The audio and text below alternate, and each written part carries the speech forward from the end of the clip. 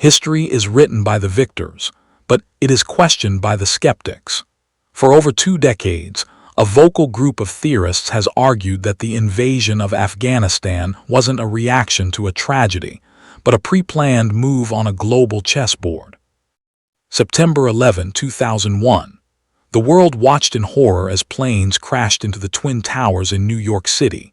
Nearly 3,000 people died that terrible day. Americans were scared, angry, and wanted answers. The government said a terrorist group called Al-Qaeda, led by Osama bin Laden, was responsible. Bin Laden was hiding in Afghanistan, protected by the Taliban government. President George W. Bush declared a war on terror. Within weeks, American troops were heading to Afghanistan. Everyone believed this was about justice and catching the people who hurt America. But some people started asking questions. Was this really the whole story? What if there were other reasons for going to war? These questions would grow louder over the next 20 years. Not everyone accepted the official story. Some historians, journalists, and researchers began investigating. They noticed strange coincidences and unanswered questions. Why did the war happen so quickly after 9/11? Why did certain companies make billions of dollars from the conflict? These people weren't saying 9/11 didn't happen or that it wasn't terrible. They were asking different questions. They wondered if powerful people had used this tragedy to do things they already wanted to do.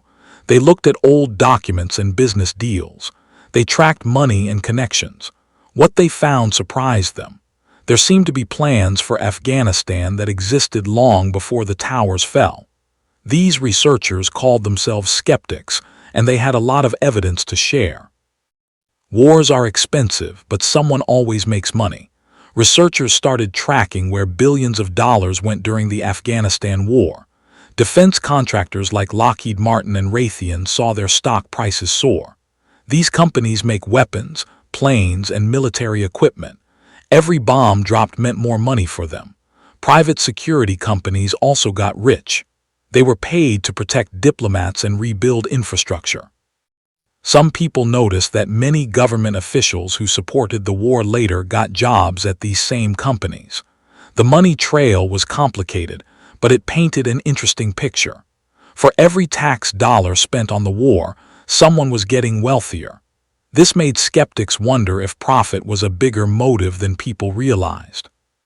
Before 2001, few Americans thought about pipelines. But in Central Asia, pipelines meant power and money. Natural gas sits under the ground in countries like Turkmenistan.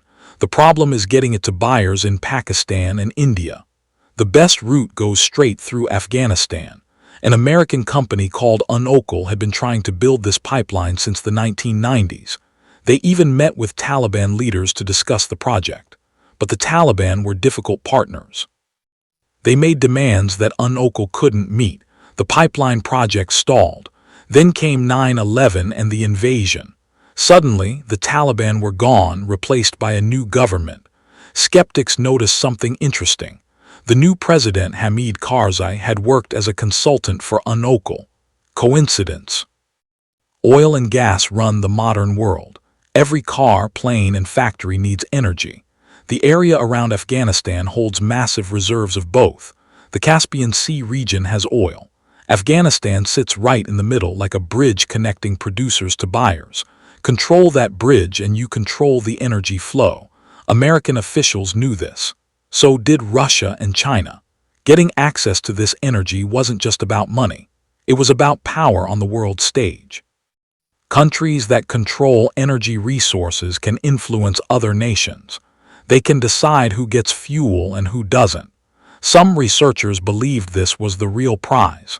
Afghanistan itself didn't have much oil, but it was the key to reaching the countries that did. Afghanistan is a poor country, but its mountains hide incredible wealth. Under the rocks and dirt lie minerals worth trillions of dollars. There's copper, gold, iron, and rare earth elements.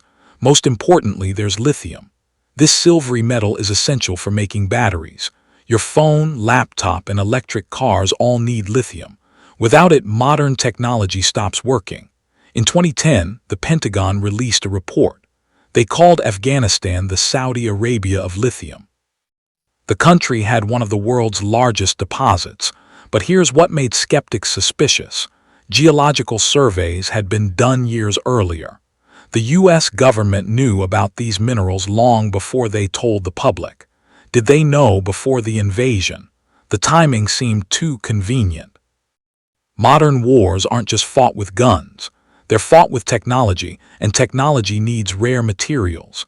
Afghanistan's mountains contain rare earth elements that are crucial for making smartphones, computers, and military equipment. China controlled most of the world's rare earth supply, which worried American leaders. What if China decided to stop selling these materials? American technology and defense industries would be in trouble. Afghanistan offered an alternative source. By controlling these resources, America could reduce dependence on China. Some researchers believe this was a strategic goal from the beginning. The war wasn't just about terrorism. It was about securing the materials needed for future technology.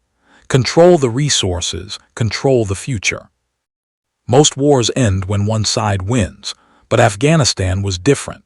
Year after year, American troops stayed. The mission kept changing. First, it was about catching bin Laden. Then it became about fighting the Taliban. Later, it was about building democracy. Then training the Afghan army. Each new goal extended the war. By 2010, some people started calling it the Forever War. Critics noticed something strange. The war never seemed designed to end. There was always another reason to stay, another mission to complete. Military bases were built to last decades, not months. Billions were spent on permanent infrastructure. This didn't look like a temporary mission. It looked like a long-term occupation. Why would anyone want a war that never ends? Some companies made incredible profits from the Afghanistan war. Defense contractors received government contracts worth billions. Halliburton, KBR, and DynCorp became household names. They provided everything from food services to security. The longer the war lasted, the more money they made. Some executives became millionaires, even billionaires. Stock prices for defense companies rose steadily throughout the war. Shareholders celebrated each contract announcement.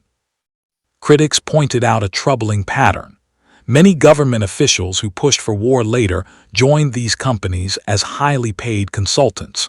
Former generals became board members. This revolving door between government and industry raised serious questions. Were decisions about war being made for national security or corporate profit? President Eisenhower warned Americans about something he called the military-industrial complex. This was the close relationship between the military and weapons manufacturers. He worried they would push for wars to keep making money. By the 2000s, this relationship had grown incredibly strong. The defense industry spent millions lobbying Congress. They donated to political campaigns. They hired former government officials. In return, they received massive contracts. The Afghanistan war became a perfect example of what Eisenhower feared. The war created a cycle. Companies made weapons, the military used them, and politicians approved more funding. Everyone in the cycle benefited except taxpayers and soldiers. Some researchers believe this system was designed to sustain itself through endless conflict. In 1997, a group of powerful people formed a think tank. They called it the Project for the New American Century, or PNAC. Many members later joined President Bush's administration. In 2000, PNAC published a document called Rebuilding America's Defenses. This paper outlined their vision for American military power. One sentence caught everyone's attention. The document said that transforming the military would take a long time, absent some catastrophic and catalyzing event, like a new Pearl Harbor. 1 year later, 9/11 happened. To skeptics, this seemed like more than coincidence. Had these officials been waiting for such an event? Did they use 9/11 to implement plans they already had? The document became one of the most cited pieces of evidence in conspiracy theories. Pearl Harbor changed America in 1941. The Japanese attack shocked the nation into World War II. Before Pearl Harbor, Americans didn't want war. Afterward, they demanded it. The PNAC document compared their vision to this moment. They wanted a similar event to justify military transformation. Then came 9/11. Like Pearl Harbor, it shocked America. Like Pearl Harbor, it united the country behind war. The comparison was obvious to many people. Some believed 9/11 was allowed to happen for this reason. Others thought it was simply used opportunistically. Either way, the result was the same. America went to war and stayed at war for 20 years. The military got bigger budgets. Defense companies got richer. America built bases across the Middle East and Central Asia. Afghanistan sits in a crucial location. It borders Pakistan, Iran, China, and former Soviet republics. Geopolitical experts call this region the heart of Asia. Zbigniew Brzezinski, a famous strategist, wrote a book called The Grand Chessboard. He argued that controlling Central Asia was key to global power. Whoever dominates this region influences the entire world. Afghanistan is right in the center. By occupying Afghanistan, America could project power in all directions. It could watch China, pressure Iran, and influence Pakistan.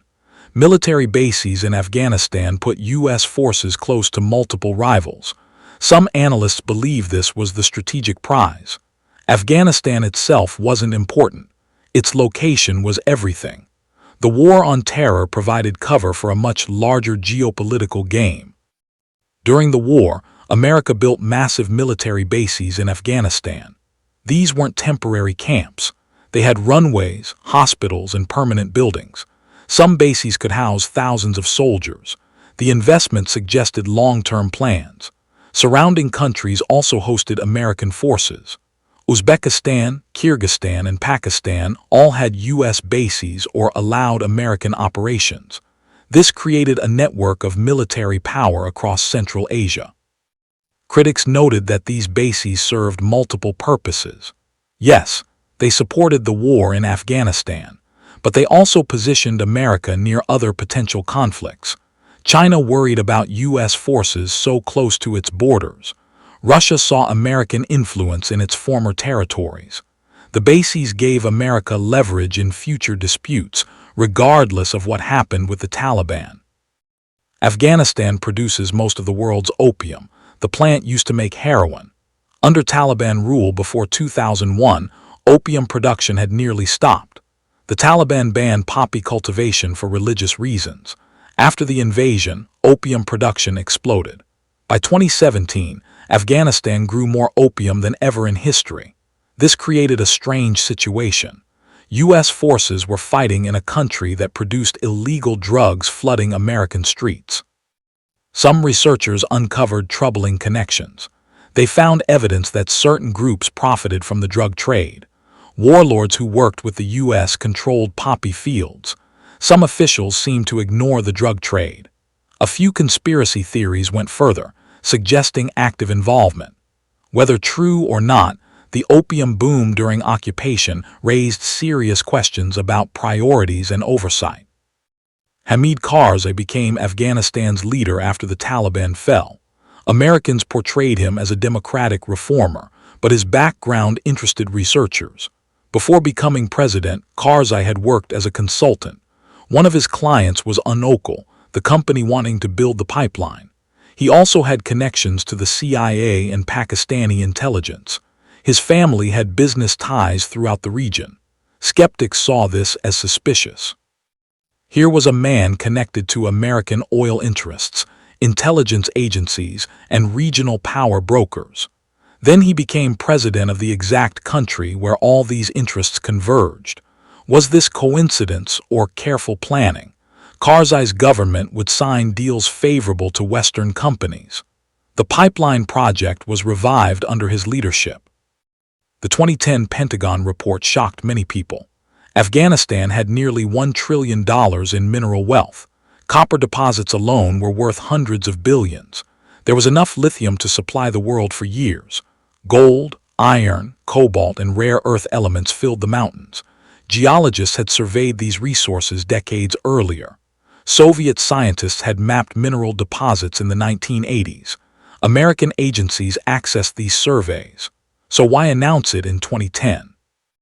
Some researchers believed the timing was strategic. Public support for the war was falling. Announcing vast mineral wealth gave a new reason to stay. It shifted the conversation from terrorism to economic opportunity. American companies could develop these resources. The war suddenly had a profitable endgame beyond just defeating terrorists. China was rising as a global power. American leaders worried about this. China controlled rare earth minerals essential for technology and defense. They manufactured most of the world's electronics. They were buying oil and gas rights worldwide. Afghanistan offered a way to counter Chinese influence. The country bordered China's restive Xinjiang region. Minerals from Afghanistan could reduce dependence on Chinese resources. American bases in Afghanistan complicated China's regional plans. Some strategists viewed the war through this lens. It wasn't really about terrorism.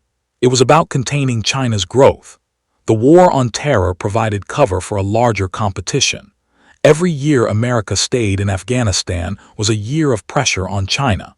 Every base built was a strategic advantage in future conflicts. The war was sold with many promises. Afghanistan would become a democracy. Women would have rights. The economy would grow. Children would go to school. 20 years later, most promises remained unfulfilled. The Afghan government was corrupt and weak. The Taliban never went away.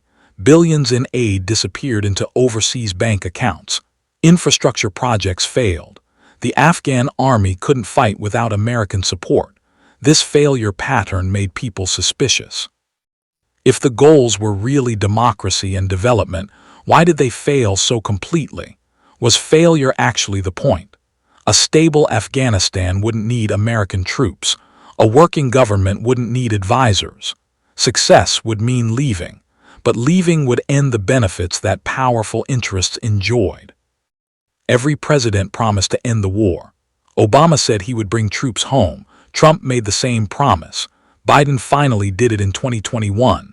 But each time withdrawal was discussed, powerful voices opposed it. Defense contractors lobbied to stay. Generals warned of disaster. Think tanks published reports about why leaving was dangerous. Media voices called withdrawal irresponsible. The pattern repeated for years. Why was there so much resistance to ending the war?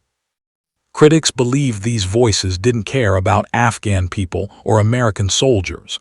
They cared about losing contracts, influence, and strategic positions.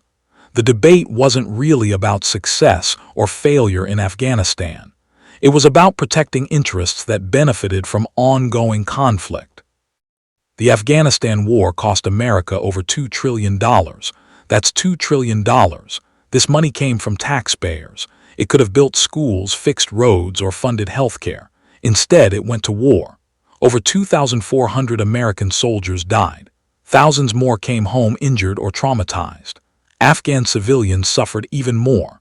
Estimates suggest over 240,000 Afghans died in the conflict. Millions became refugees.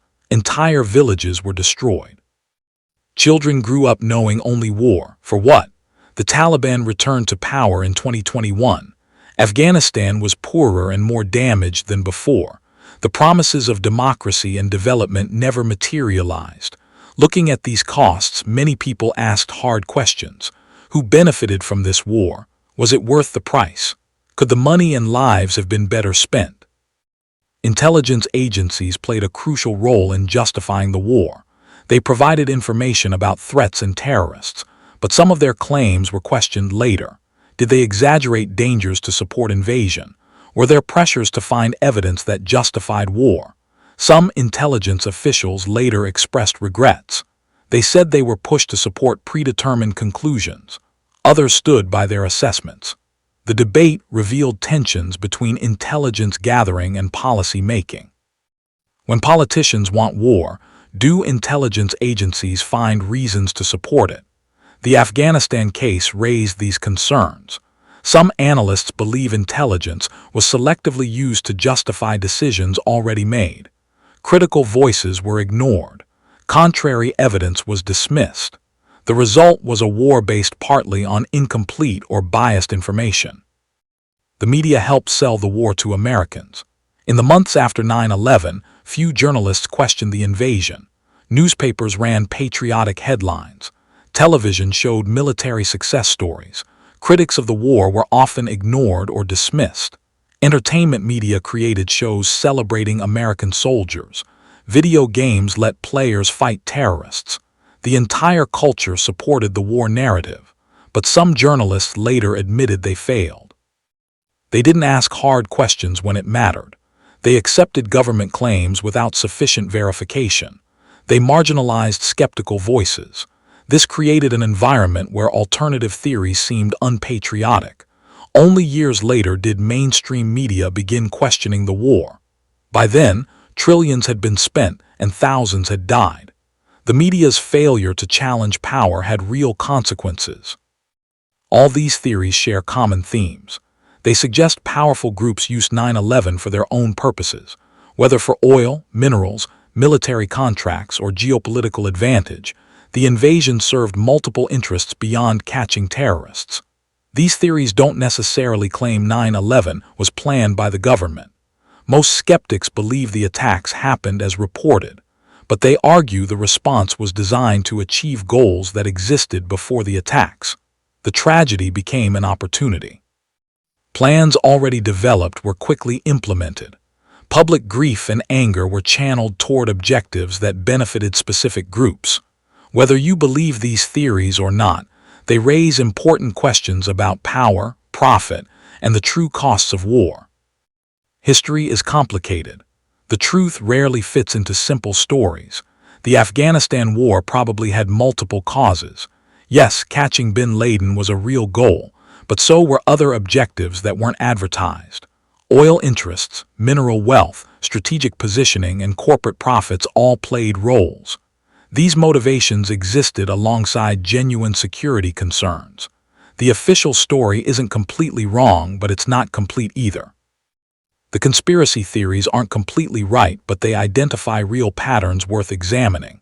Perhaps the truth lies in this messy middle. Wars happen for many reasons. Some are noble, others are not. Understanding these complexities helps us make better decisions about future conflicts. The Afghanistan war changed the world forever. Learning its real lessons matters more than accepting any single narrative. What do you believe? Kindly like, subscribe, and turn on notifications to get more videos like this.